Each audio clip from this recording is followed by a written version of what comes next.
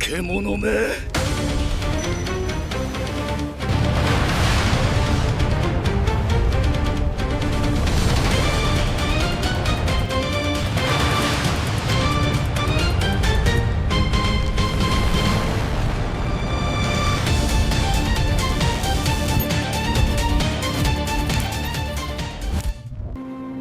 임진년의 여름은 잔인했다. 바다는 더 이상 고요한 삶의 터전이 아니었다. 저 빽빽한 적선들의 숲을 보라. 놈들의 눈빛에는 승리에 대한 확신을 넘어선 오만함이 번들거린다. 지금 견예량에는 오직 먹느냐 먹히느냐의 야생적인 본능만이 꿈틀대고 있다. 화약은 젖었고 활시위는 느슨해졌다. 신은 정말 우리를 버리신 것인가? 병사들의 눈동자에서 희망이라는 빛이 꺼져가고 있었다. 오늘이 끝이로구나. 그들은 알고 있다. 오늘이 바로 자신들의 제삿날이 되리라는 것을. 누군가는 고향에 두고 온 처자식의 얼굴을 떠올렸고 누군가는 차라리 눈을 감아버렸다. 이곳은 21세기 과학의 정수 이지스함의 심장부인 전투정부실이다. 적함 500척 이상 확인.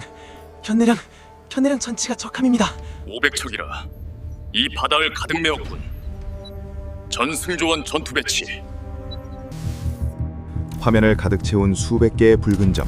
그것들은 단순한 점이 아니다. 내 등 뒤로는 차가운 에어컨 바람이 흐르지만 식은땀 한 방울이 관자놀이를 타고 흐른다. 내 오른손 검지가 트랙볼 위에 놓여 있다. 이 손가락 하나에 뒤틀린 역사의 무게가 실려 있다.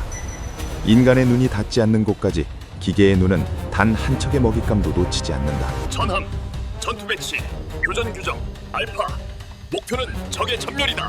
단 한 척도 살려보내지 마라. 바다 깊은 곳에서부터 지진이 일어난 듯한 진동이 올라온다.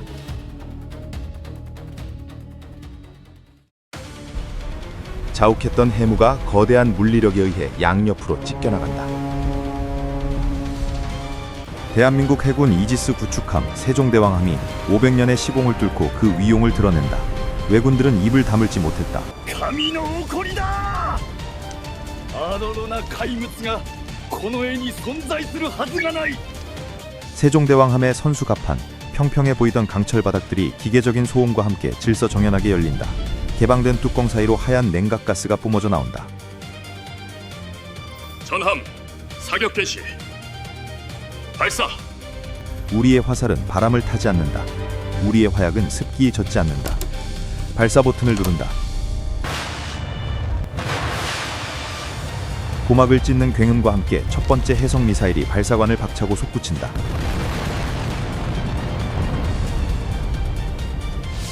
(128셀의) 아가리가 차례로 열리며 바다 위로 화염의 숲을 건설한다. 수직으로 상승한 미사일은 허공에서 급격히 자세를 꺾어 수평으로 비행한다.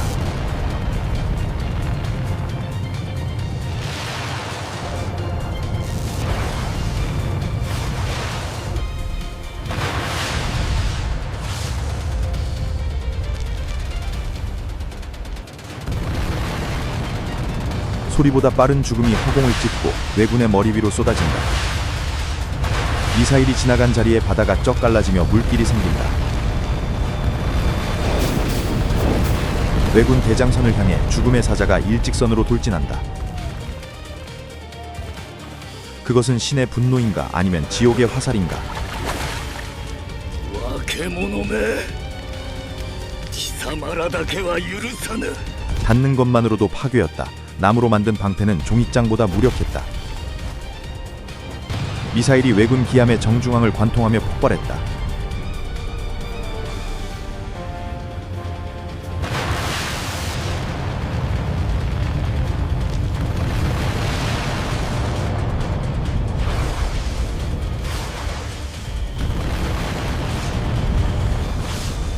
바다는 거대한 화약고가 되어 왜군들을 집어삼켰다.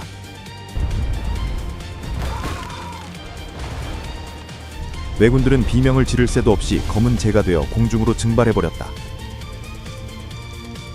침몰하는 배 위에서 탈출할 곳은 없었다. 오직 차가운 심연만이 그들을 기다릴 뿐. 妖術だ妖術するのに船だ近づけ乗り連れ 콩 볶는 듯 송소리와 함께 납탄들이 이지스함의 외벽을 때린다. 페인트 칠조차 벗겨내지 못하는 무력함, 강철에 거이는 그들의 공격을 무시하며 전진한다. CIWS 골키퍼 자동 교전 개시. 너무 가까이 다가온 어리석은 자들에겐 기계의 자비 없는 심판이 내려졌다. 마치 거대한 전기톱으로 강철을 썰어내는 듯한 소리가 바다를 찢는다. 수면 위로 붉은 선이 그어들 때마다 생명의 자취는 삭제되었다. 가난이 스치고 지나간 외선들은 그 자리에서 톱밥이 되어 공중분해된다. 철갑도 용맹도 기계의 자비 없는 심판 앞에서는 한 줌의 먼지일 뿐이었다. 기계의 자비 없는 심판은 안개조차 찢어버린다.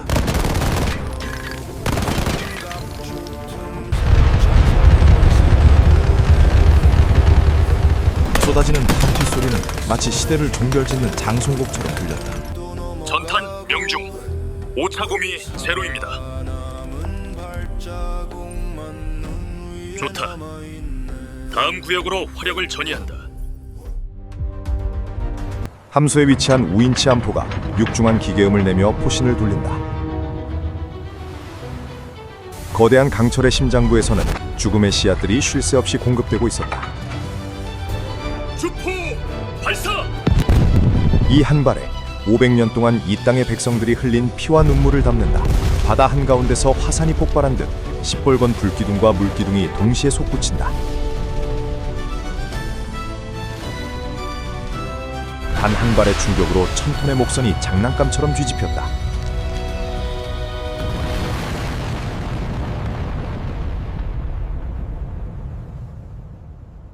그날 견내량의 바다는 물이 아니라 불이었다.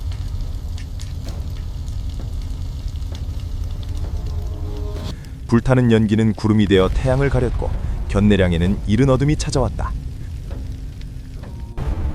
충무공 이순신. 그의 굳게 담은 입술은 미동도 하지 않지만 깊은 눈동자는 심하게 흔들리고 있다. 전행이로구나. 조선의 바다가 응답하는 것인가. 장군은 직감했다. 저 낯선 강철의 배가 적이 아님을. 조선의 병사들은 칼을 든 채 멈춰섰다. 그들의 앞에는 신화가 현실이 되어 펼쳐지고 있었다. 그 옆으로 이순신의 판옥선이 조심스럽게 스쳐 지나간다.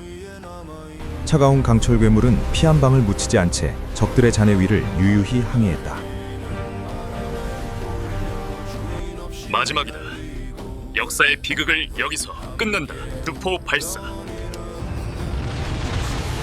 그것은 전쟁의 종료가 아니었다. 새로운 시대를 날리는 강철의 선언이었다.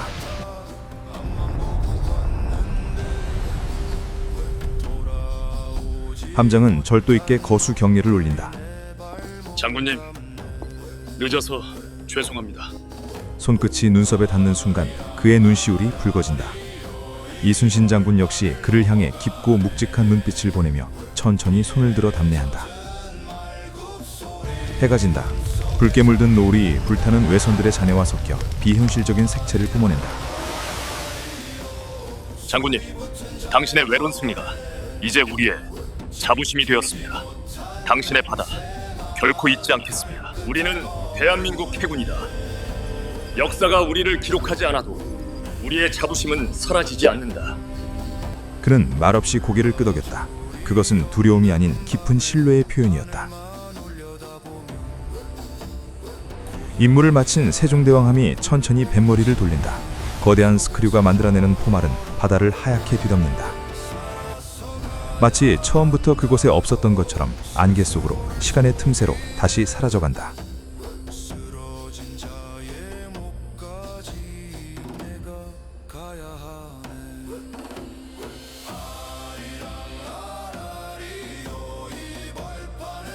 난중일기에도 조선 왕조실록에도 그저 기이한 안개가 적을 삼켰다는 한 줄만이 남을 것이다. 여기는 대한민국 해군 세종대왕함. 기록되지 않은 승리를 보고하며 작전을 종료한다. 이상, 아웃. 하지만 바다는 기억할 것이다. 어느 날 갑자기 나타나 조선의 바다를 지켜냈던 그 위대한 강철의 수호신을